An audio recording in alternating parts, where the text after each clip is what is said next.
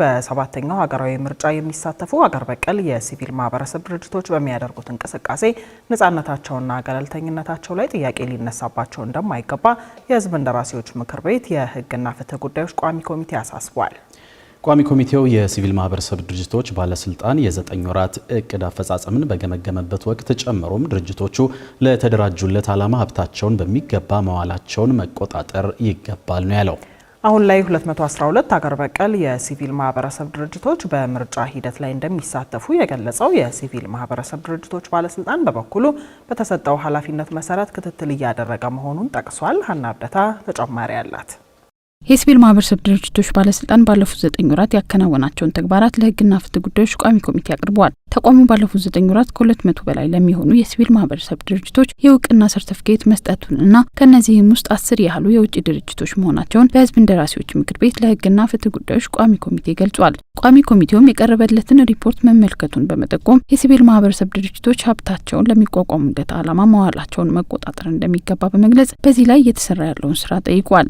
በማህበራዊ ዘርፉም በኢኮኖሚ ዘርፉም ለተደራጁለት ዓላማ ብቻ የተሰበሰበውን ሀብት ስለማዋላቸው የምታደርጉት ቁጥጥር ጠንካራ መሆን መቻል አለበት የሚል አቋም አለን።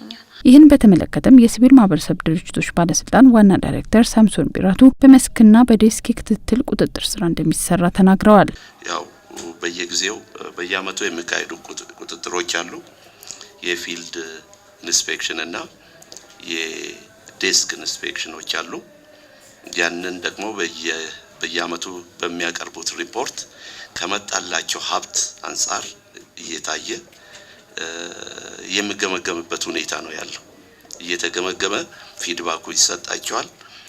በተለይ ደግሞ እኛም አመራሮች ሳምፕል ወስደን ሄደን የምንጎበኝበት የምናይበት ሁኔታ ነው ያለው። ባለስልጣን መስሪያ ቤቱ ከሚያደርገው ቁጥጥር በተጨማሪ ማህበረሰቡን በማሳተፍ ክትትል እንደሚደረግም ነው ዋና ዳይሬክተሩ የገለጹት። ይህ በእንዲህ እንዳለ የሲቪል ማህበረሰብ ድርጅቶች አዲሱ አዋጅ ከወጣ በኋላ ዳግም እንዲመዘገቡ የተደረገ ቢሆንም ዳግም ካልተመዘገቡት 1500 በላይ ከሚሆኑት ውስጥ 600 የሚጠጉት አድራሻቸው ያልታወቀ መሆኑ በውይይቱ መድረክ ላይ ተገልጿል። ታዲያ ድርጅቶቹ ሀብት ያፈሩ መሆን አለመሆናቸው ተለይቶ ሀብት ለመውረስ ወይም ለማስመለስ የተሰራ ስራ መኖሩን ቋሚ ኮሚቴው ጠይቋል። ይህን በተመለከተም የባለስልጣን መስሪያ ቤቱ ምክትል ዋና ዳይሬክተር ፋሲካው ሙላ ምላሽ ሰጥተውበታል። ዛሬ 3 አመት ገደማ እነዚህ ድርጅቶች በህግ ቋንቋ ህጋዊ ሰውነታቸውን እንዲያጡ ተደርጓል። ባሉበትም እንዲደርሳቸው በይፋ ውሳኔው በተለያዩ ሚዲያዎች ይፋ ተደርጓል ማለት ነው። እነዚህ ድርጅቶች ምናልባት ጥሪ ተደርጎላቸው አልመጡም። የተመዘገቡትም በዚህ ጊዜ አይደለም፣ ድሮ የተመዘገቡ ናቸው። ፋይል ላይ ሰነድ ላይ ነው የምናያቸው። ያሉበትን ቦታ ከሌሎች የህግ አስፈጻሚ አካላት ጋር በመተባበር ከክልሎች ጋር በመተባበር ለማፈላለግ ሙከራ ተደርጓል እና በኮሚቴ በማቋቋም በሁሉም ክልሎች እነዚህ ድርጅቶች የማፈላለግ ስራ ለማከናወን ጥረት አድርገናል። በዛ ሂደት አብዛኞቹ ድርጅቶች አልተገኙም። ጥቂት ድርጅቶች ደግሞ የተወሰነ ሀብት እንዳላቸው በተለያየ መንገድ አግኝተናል። በህግና በአሰራሩ መሰረት ይሄ ሀብት ወደ ሌሎች ሲኤሶች እንዲተላለፍ ወይ ደግሞ ወደ ሲቪል ሶሳይቲ ፈንድ ገቢ እንዲሆን ተደርጓል ማለት ነው። ሌላው ከቋሚ ኮሚቴው የተነሳው ጥያቄ ከሰባተኛ ሀገራዊ ምርጫ ጋር የተያያዘ ነበር። የባለስልጣኑ ምክትል ዋና ዳይሬክተር አሁን ላይ 212 ሀገር በቀል ድርጅቶች በምርጫ ማስተማርና ታዛቢነት ለመሳተፍ ፈቃድ ማግኘታቸውን በመጥቀስ ምላሽ ሰጥተዋል። ቅድመ ምርጫ፣ በምርጫ ወቅትና በድህረ ምርጫ የምርጫውን ሂደት ሰላማዊ፣ ዲሞክራሲያዊና ተአማኒነት ያለው ሆኖ ተጀምሮ እስኪጠናቀቅ ድረስ ከባለድርሻ አካላት ጋር በጋራ ለመስራት ያደረጋችሁት ዝግጅትና የተከናወኑ ተግባራቶችን ሀሳብ ብሰጡበት የሚል ነው ያለን። እናመሰግናለን። በአጠቃላይ 212 የሲቪል ማህበረሰብ ድርጅቶች በምርጫው ላይ ለመሳተፍ ከኢትዮጵያ ብሔራዊ ምርጫ ቦርድ ፍቃድ ወስደዋል። ከባለፈው ከ6ኛው ሀገራዊ ምርጫ አኳያ ስናየው ቁጥሩ ጨምሯል።